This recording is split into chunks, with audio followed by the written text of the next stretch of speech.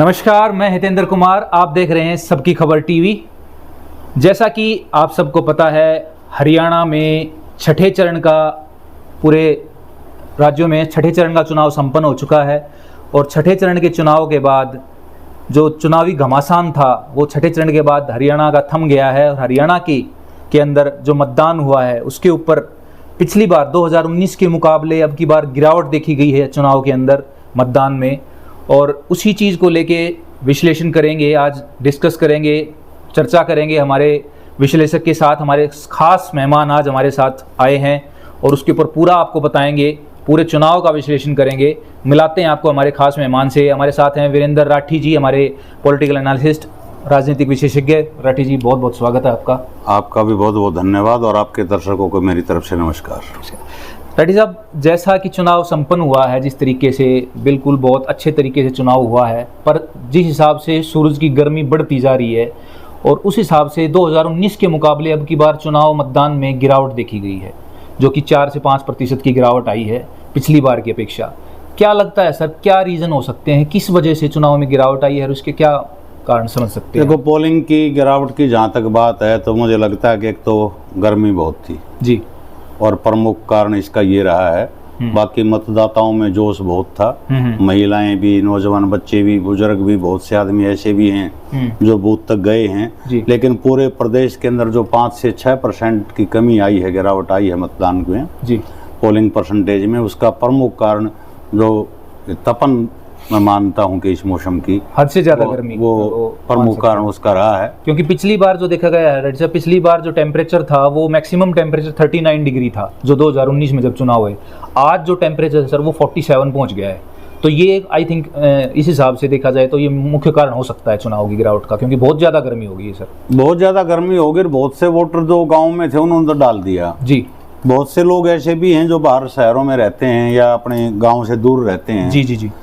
सबके पास आने जाने के लिए साधन भी नहीं होता। वैसे व्यवस्था थी बस वगैरह की, लेकिन गर्मी ज़्यादा होने के कारण कहीं न कहीं आदमी यही मान जाता है कि भाई मौसम जो है ना, बेतहाशा गर्मी का आम आदमी सामना नहीं करना चाहे उन्होंने, इसलिए 5-6% की गिरावट मतदान के अंदर रही है।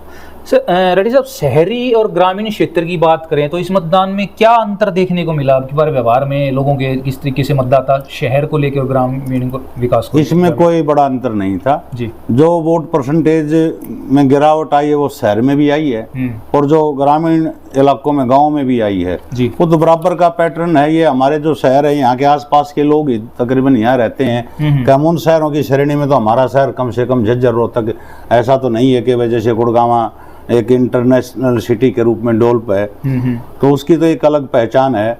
लेकिन ये तो अपना जो इलाका ग्रामीण है तकरीबन उसी से मिलता जुलता है।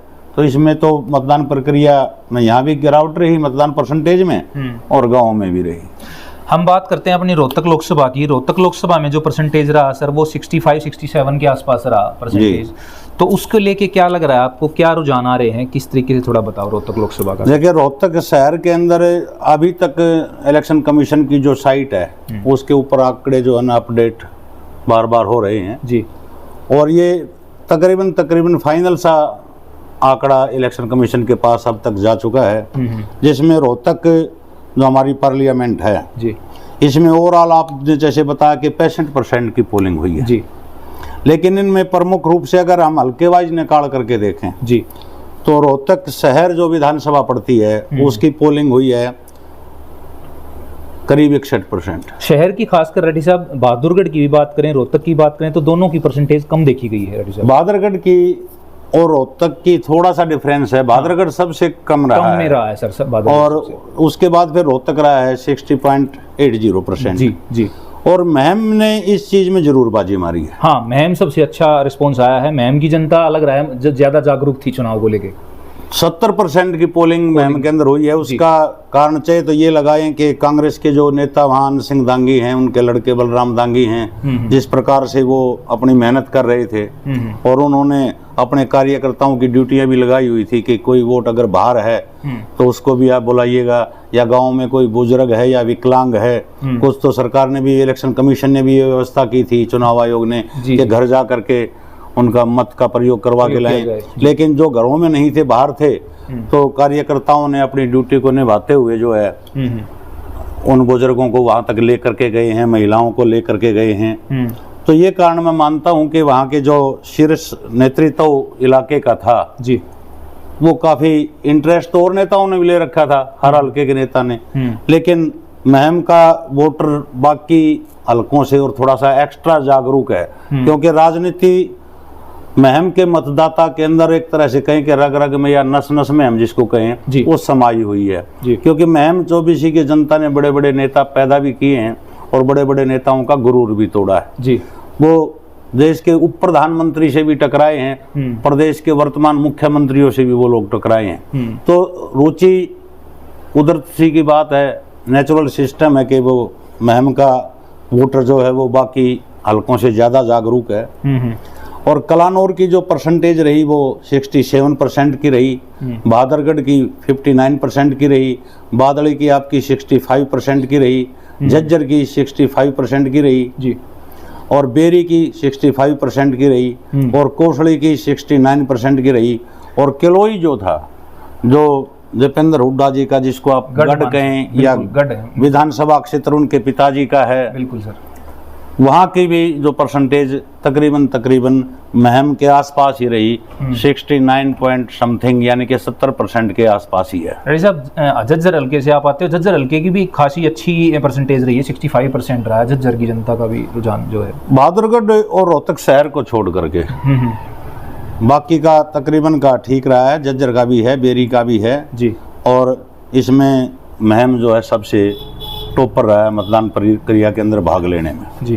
रेड्डी साहब, जिस तरह से पिछली बार ईवीएम का एक मुद्दा बना था, आपने भी सुना होगा कि ईवीएम में कुछ, जैसे कि लगातार जनता सर्वे में भी जनता ने भी ये क्वेश्चन उठाए हैं कि ईवीएम में कुछ गड़बड़ी थी, तो अब की बार उसको लेके, इस्तेमाल को लेके कोई विवाद या कोई समस्याएं? कोई विवाद नहीं है, ना कोई आवाज उठी है, ना विपक्ष ने इसके कोई आपत्ति दर्ज कराई है अभी तक जी। कोई ऐसा मामला मैं तो नहीं मानता कि है, आया नहीं है कोई इस तरह का मामला। तो अब की बार मतलब हम मान सकते हैं कि बहुत अच्छा स्पष्ट चुनाव हुआ है और बहुत शांतिपूर्ण चुनाव हुआ है, बहुत बढ़िया।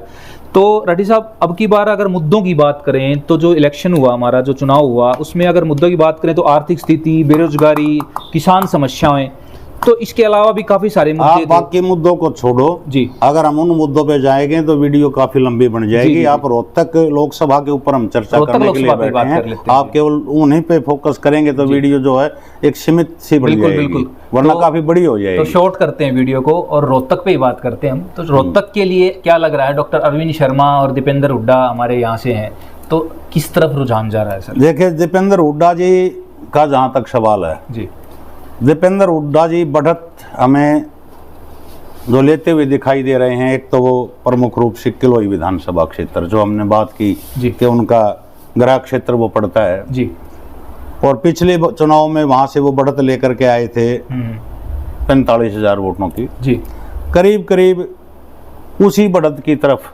दीपेंद्र हुड्डा जी इस चुनाव में भी हमें जाते हुए नजर आ रहे हैं।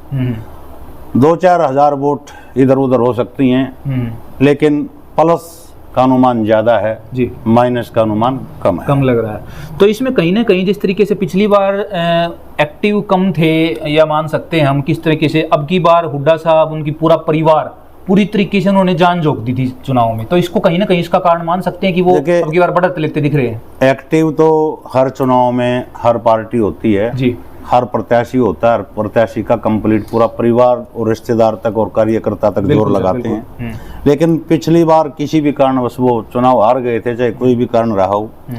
और जब कहते हैं ना कि दूध का जला छाछ को भी फूंक मार करके पीता है, बिल्कुल सर, बिल्कुल। जब एक हार इन्होंने देखी और बहुत कम मार्जिन से देखी, तो कहीं न कहीं उससे कोई न कोई सीख तो राजनेता लेते हैं बिल्कुल, और वो सीख लेकर के शायद ये चले, और पूरा का पूरा परिवार और इनके कार्यकर्ता, यानी कि इस चुनाव में तो दीपेंद्र हुड्डा जी की धर्मपत्नी सविता हुड्डा जी भी हमें प्रचार करती नजर आई। पहली बार वो आई, पहली बार चुनाव में हमने प्रचार करते हुए उनको देखा।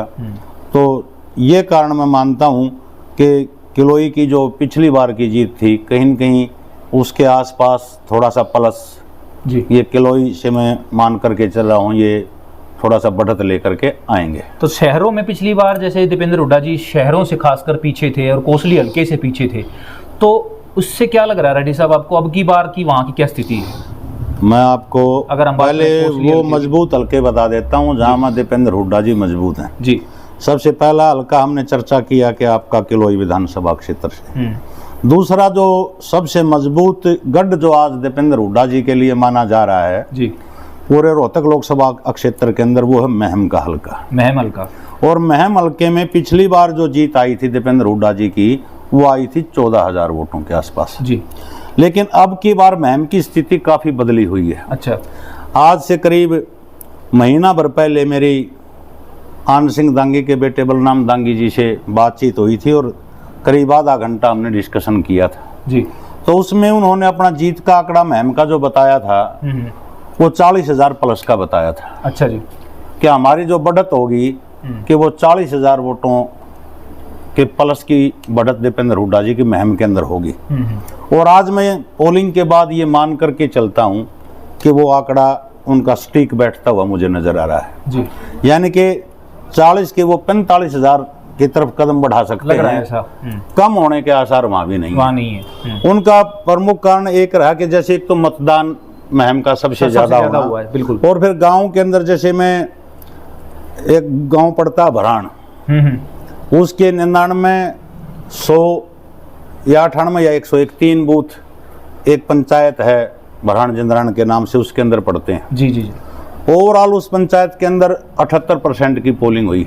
अच्छा जी। और एक बूथ जो 100 नंबर बूथ था उसके ऊपर 80% की पोलिंग हुई। बहुत बहुत बढ़िया सर। वहाँ जो इनकी टीम थी जो बतौर एजेंट के रूप में वहाँ जो काम कर रहे थे इनके कार्यकर्ता या जो फील्ड के अंदर बाहर काम कर रहे थे जी, तो ऐसे कार्यकर्ताओं का बहुत बड़ा योगदान होता है। तो उस चीज को देख करके ग्रामीण इलाकों में जहाँ ज्यादा पोलिंग हुई है तो सीधा सा जो किनारा है बढ़त का वो इशारा कहीं न कहीं दीपेंद्र हुड्डा जी की तरफ जाता हुआ दिखाई दे रहा है। एक और भी चीज आई थी रेड्डी साहब की, अब की बार नए वोटर्स जो युवा मतदाता वो काफी जुड़ा है, तो इसका भी और युवाओं में खासकर लेकर दीपेंद्र हुड्डा की लहर थी अब की बार, तो इसका कितना फायदा दीपेंद्र हुड्डा को मिल सकता है? तो हर प्रकार से फायदा इनको मिलता हुआ दिख रहा है जी, क्योंकि नौजवान जो है फर्स्ट टाइम वोटर है वो अपना एक तरह से यूथ आइकॉन के रूप में दीपेंद्र हुड्डा जी को माना जा रहा है। बिल्कुल। और महम का प्रमुख कारण भी यही रहा है कि आनंद सिंह दांगी जी ने अपने बेटे बलराम दांगी के लिए बोला था कि भाई चुनाव बलराम दांगी लड़ेगा जी, और युवाओं के अंदर जो उन्होंने अपनी पकड़ बनाई हुई है तो इस चीज का भी बड़ा फायदा जो है ना दीपेंद्र हुड्डा जी को वो वहां पे मिलने जा रहा है जी। तीसरा जो मजबूत हम हल्का लेकर के चल रहे हैं जहां दीपेंद्र हुड्डा जी बड़ी अच्छी बढ़त बना सकते हैं वो बेरी विधानसभा क्षेत्र है जी। पिछला चुनाव करीब 25,000 प्लस यानी कि 26,000 वोटों के आसपास की बढ़त लेकर के दीपेंद्र हुड्डा जी वहां से आए थे जी। और अब की बार पिछले चुनाव में जैसे चित्रे पहलवान होते थे जिन्होंने 2 बार निर्दलीय चुनाव यहाँ से लड़ा, एक बार कांग्रेस पार्टी से बादली से चुनाव लड़ा जी। हाँ जी, वो बहुत कम मार्जिन से आ रहे थे, कहीं न कहीं रोस्ट होकर के वो पिछले चुनाव में दूसरी पार्टी में थे जी। और अब की बार उन्होंने दीपेंद्र सिंह हुड्डा जी का खुल के साथ दिया है जी, यानी कि पार्टी में घर वापसी उनकी हुई है। तो यही आंकड़ा करीब जो है ना 40 से 42,000 45,000 वोटों के आसपास का मैं बेरी की मैं दीपेंद्र हुड्डा को बढ़ते हुए मान सकता हूं कि वो बढ़त की तरफ है जी। चौथा जो हल्का पड़ता है वो बादली है, बादली हल्का, जिसमें दीपेंद्र हुड्डा जी को मजबूत माना जा रहा है। पिछले चुनाव में 2019 में 11,000 प्लस वोटों की लीड वहां पे थी, लेकिन आज की जो स्थिति है उसका मानना तो 15,000 का भी है, लेकिन जिस प्रकार का ग्रामीण परिवेश का इलाका वो पड़ता है जिसके अंदर कोई शहर बड़ा नहीं लगता बिल्कुल सर, तो वहाँ 18 से 20,000 के आसपास बढ़त लेते हुए दीपेंद्र हुड्डा जी मुझे दिखाई दे रहे हैं। बिल्कुल, ग्रामीण हल्के में अब की बार उनका एक आंकड़ा भी बहुत अच्छा लेके आ रहे हैं वो, जिसमें उनको 70-30 का रेशो 70-30 कई गांव में तो एक तरफा सा माहौल बताया जा रहा है। देखा बिल्कुल जी। वैसे ये इलाका ऐसा है कि जिसमें हर समुदाय का वोट बैंक है, बादली विधानसभा 36 बिरादरी है सर उसके अंदर। और 5वां जो हल्का झज्जर का पड़ता है कांग्रेस पार्टी के लिए, जिसको मजबूत माना जाता है, पिछली बार करीब 4,500 वोटों की बढ़त थी पूरे झज्जर विधानसभा को मिलाकर के, ना शहर की बात नहीं कर रहा हूँ। यहाँ अलग अलग प्रकार के लोगों के कयास हैं। कांग्रेस पार्टी के लोगों का कार्यकर्ताओं का तो मानना है कि झज्जर के अंदर जो स्थिति है वो तकरीबन हम बराबर निकालेंगे, लेकिन ग्रामीण परिवेश के जो गांव पड़ते हैं जी, उनके अंदर दीपेंद्र हुड्डा जी बढ़त बनाते हुए बिल्कुल नजर आ रहे हैं, दिख रहे हैं जी। तो झज्जर विधानसभा क्षेत्र की जहां तक हम बात करते हैं जी, तो 14 से 15 हजार वोटों की बढ़त यहाँ से मिल सकती है।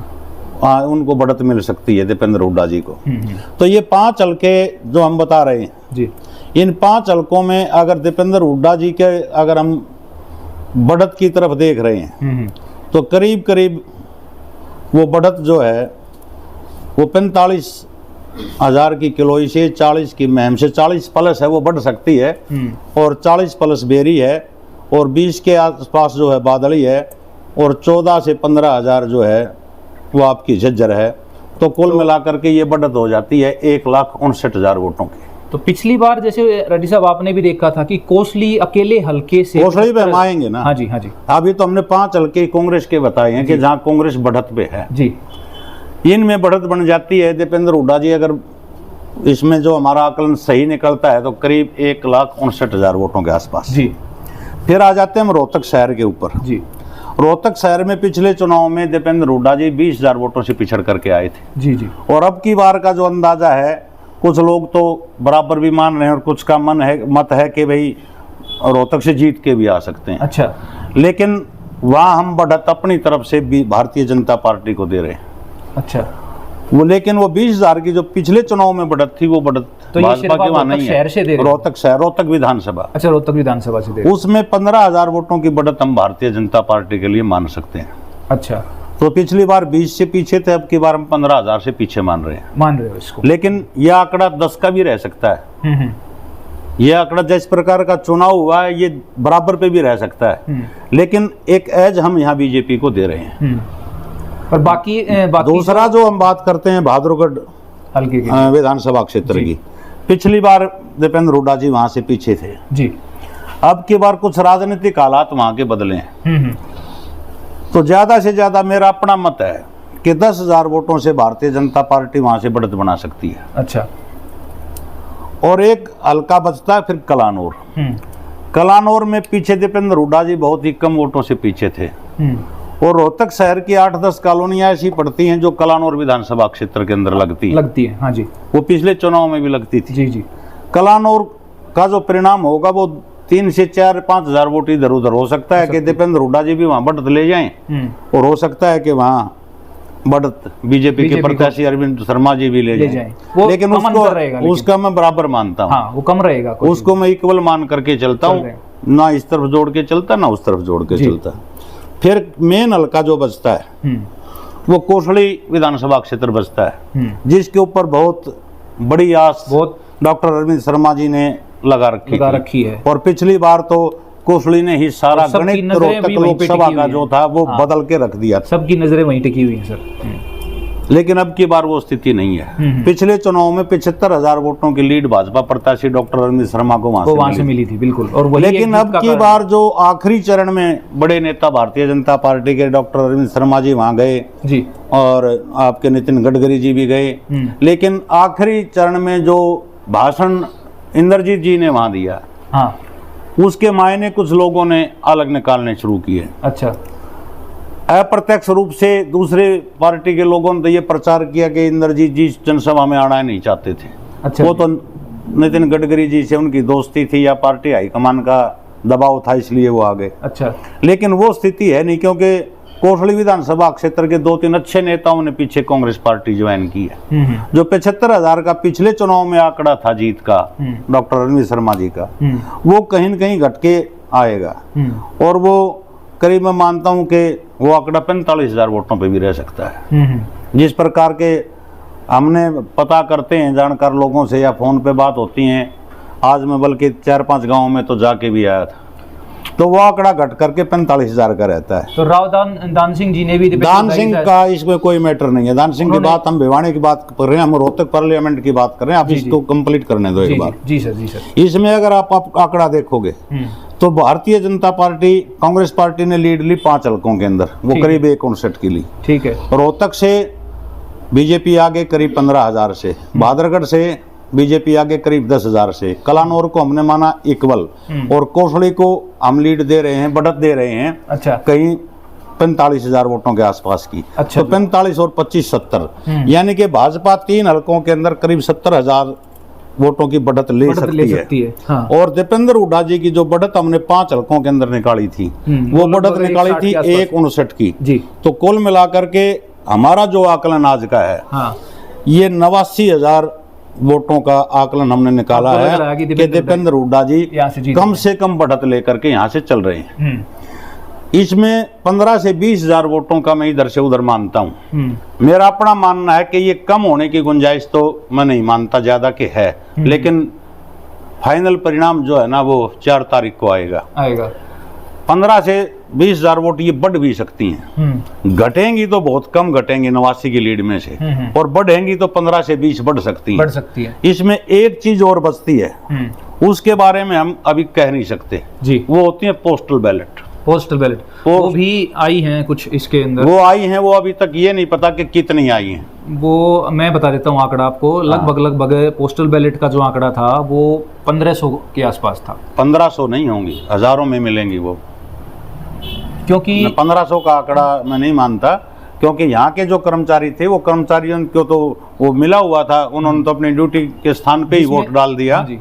और पोस्टल बैलेट जो आएंगी उनको काउंट करते हैं तो उसमें कयास लगा रहे हैं भारतीय जनता पार्टी के जो नेतागण हैं, वो अंदाजा लगा रहे हैं कि उसमें हम बढ़त लेकर के आएंगे कि 70 से 80% वोट जो है उसमें डॉक्टर रणजीत शर्मा की होंगी, बाकी अदर्स प्रत्याशियों की। अदर में तो प्रमुख रूप से दीपेंद्र हुड्डा जी, हम उस चीज को पेंडिंग छोड़ देते हैं। कई बार ऐसा होता है कि हार जीत का अंतर पोस्टल बैलेट से अगर ज्यादा हो जाता है तो उनका कोई ज्यादा सा महत्व रहता भी नहीं है। जी। तो हमारे अंदाज हिसाब से जो रोहतक पार्लियामेंट का गणित है, जो मैंने बताया कि करीब 15 से 20,000 वोट इधर से इधर हो सकती है, प्लस माइनस हो सकती है, लेकिन दीपेंद्र हुड्डा जी बिल्कुल सेफ जोन में हैं। और आज भी वर्तमान में वो राज्यसभा के मेंबर हैं, पीछे 3 बार वो लोकसभा के मेंबर रहे हैं जी। और चौथी बार निश्चित रूप से उनके कदम जो हैं वो भारत की नई लोकसभा जो बनी है उसकी तरफ जाते हुए, बढ़ते हुए हमें दिखाई दे रहे हैं। ये मेरा अपना अनुमान है। चलो, बहुत अच्छा अनुमान लगाया आपने, आपके राजनीतिक आपके ज्ञान के हिसाब से, और जिस तरीके से आपने अपना इसके ऊपर डिस्कशन किया। रेड्डी साहब, हरियाणा के ऊपर अभी हमने रोहतक पे बात किया, हरियाणा पे हम एक सेपरेट वीडियो बनाएंगे, दूसरी वीडियो बनाएंगे, तो लंबी हो जाएगी और दर्शक भी उसमें थोड़े से उब जाते हैं। तो आपने देखा कि वीरेंद्र राठी जी, हमारे पॉलिटिकल एनालिसिस्ट ने जिस तरीके से बताया रोहतक लोकसभा को लेके जो रुझान उन्होंने दिखाए हैं, उस हिसाब से 5 हलकों से उन्होंने दीपेंद्र हुड्डा जी को बहुमत दिया है। 5 से 6 हलकों से आपने 5 में हमने उनको बढ़त पे दिखाया है। एक हल्का कलानौर को हमने बराबरी का रखा है, लेकिन उसमें भी उम्मीद है कि 5-4 हजार वोट से दीपेंद्र जी बढ़त ले जाएं। 3 हलकों से आपने बीजेपी को हमने मजबूत बताया है। लेकिन अंत में जो निकाला है, जो निष्कर्ष निकाला है रेड्डी साहब ने, वो निकाला है कि दीपेंद्र हुड्डा जी जो हैं वो लगभग 90,000, 89 to 90,000, उसमें ऊपर नीचे हो सकता है थोड़ा बहुत, प्लस माइनस 20 बढ़ भी सकती है जी। हाँ, बढ़ भी सकती है। 20,000 बढ़ भी सकती है, कम होने के चांस कम है।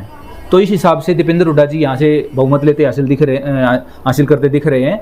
और ये आपको विश्लेषण दिया वीरेंद्र राठी जी ने। हरियाणा के ऊपर भी हम डिस्कशन करेंगे, एक लगातार हम दूसरी वीडियो लेके आएंगे आपके लिए, जिसके अंदर पूरा हरियाणा की 10 सीटों पे हम बात करेंगे और लगातार हमको बताते रहेंगे कि किस तरीके से पूरे हरियाणा में क्या रुझान रहेंगे कांग्रेस पार्टी के और बीजेपी पार्टी के। तो यहाँ से राठी साहब ने दीपेंद्र हुड्डा जी को पूरा बहुमत आते दिखाई दिया है और उनको पूरा आसार दिख रहे हैं कि दीपेंद्र हुड्डा यहाँ से क्लियरली जीत के निकल रहे हैं। रेड्डी साहब, बहुत बहुत धन्यवाद आपका भी बहुत बहुत शुक्रिया, और हमारे साथ लगातार जुड़े रहेंगे। रेड्डी साहब, आपको अगला वीडियो हम जल्दी लेके आएंगे, तो जुड़े रहिए हमारे साथ और लाइक कीजिए, ज़्यादा से ज़्यादा शेयर कीजिए वीडियो को, चैनल को सब्सक्राइब कीजिए, कमेंट्स के जरिए अपने सुझाव जरूर देते रहिए। हम लगातार आपको एग्जिट पोल भी दिखाएंगे और अगला वीडियो हमारा जल्द आपके तक पहुंचेगा। बहुत बहुत धन्यवाद, थैंक यू वेरी मच।